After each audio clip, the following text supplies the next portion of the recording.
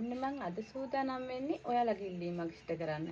ඔයාලා ගොඩ දෙනෙක් මට මැසේජ් කරලා තිබුණා මගේ පේජ් එකේ තියෙන මෙන්න මේ ෆ්‍රිල් දෙකේ ගවුම. මගේ පේජ් එකේ දාලා තියෙන මෙන්න මේ ෆ්‍රිල් දෙකේ ගවුමේ මේ ෆ්‍රිල් දෙක මහගන්නේ කොහොමද කියලා අහලා. ඉතින් අන්න එයාලගේ ඉල්ලීම ඉෂ්ට කරන්න තමයි අද මම මේ ලෑස්ති වෙන්නේ. ඉතින් ඇත්තටම මේ ෆ්‍රිල් දෙකේ ගවුම කියන්නේ මට හරි විශේෂ ගවුමක්.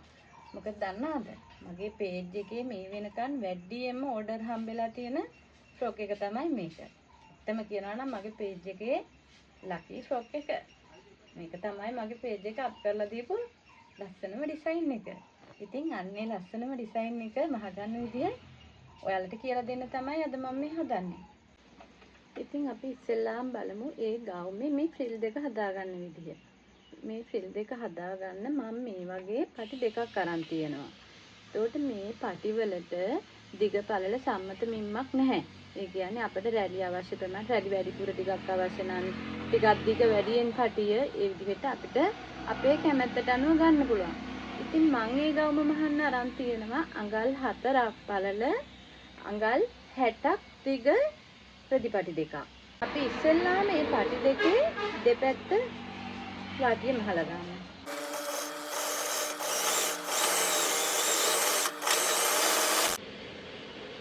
දැන් මේ පටි දෙකේම දෙපැත්ත වාටි දෙක මහලා අරගත්තා. දැන් අපි මේ දෙක තැලි කරලා ගමු.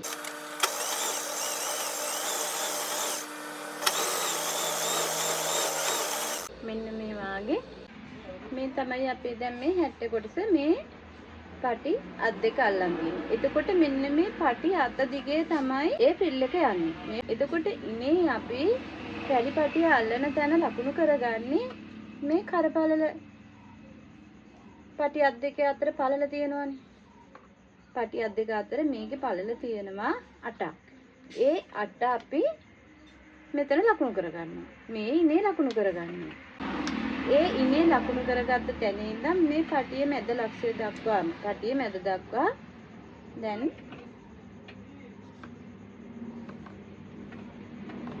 මෙහෙම ඉරක් ඇඳ ගන්නවා. අපි පිටිපස්ස පළුවෙත් ඒ විදිහට මැද ගන්න ඕනේ.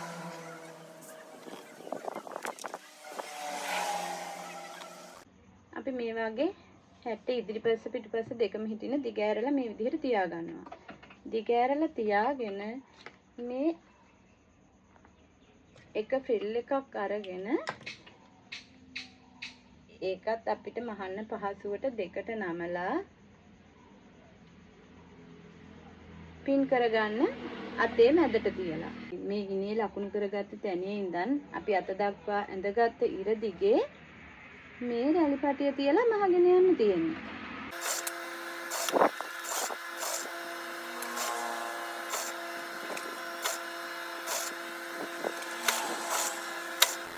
අනිත් පැත්තටත් ඒ විදිහටම රැලි පටිය අල්ල ගන්න ඕනේ.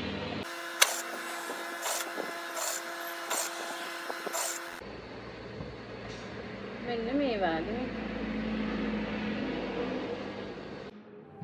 හීන හිත දවන මගේ ළඟ ආදරේ සොයන